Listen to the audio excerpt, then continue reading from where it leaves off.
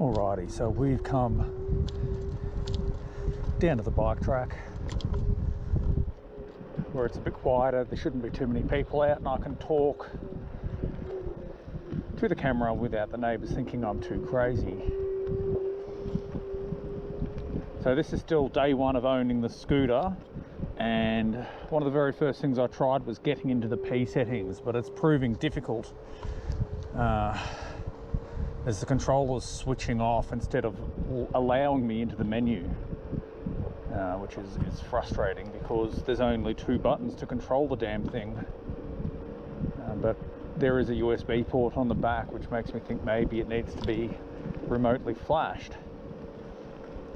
So I'm just basically going for a cruise around tonight just to see how it feels.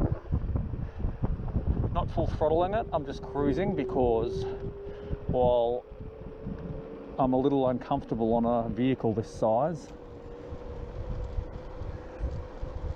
I've never really used a scooter before and it does feel a little bit unsteady under my feet.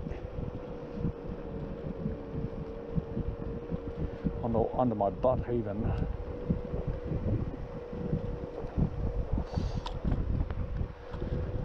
So mainly I just want to get a feel for how long this battery is likely to last. One of the very first things I've managed to prove on this bike is that the speedo is not accurate. It's telling me I'm going 18, 19 kilometers an hour. The reality is I'm doing maybe 10, and I'll be able to confirm this.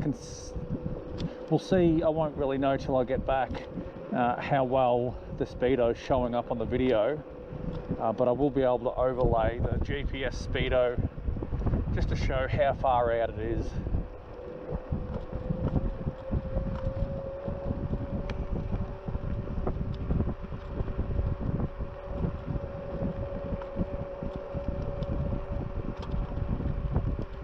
Now, I haven't checked the pressure in the tyres, but they do feel solid under touch, but they do feel a bit soft as I'm turning.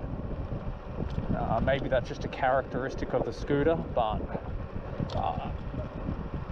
that's tomorrow's headache, if I'm honest.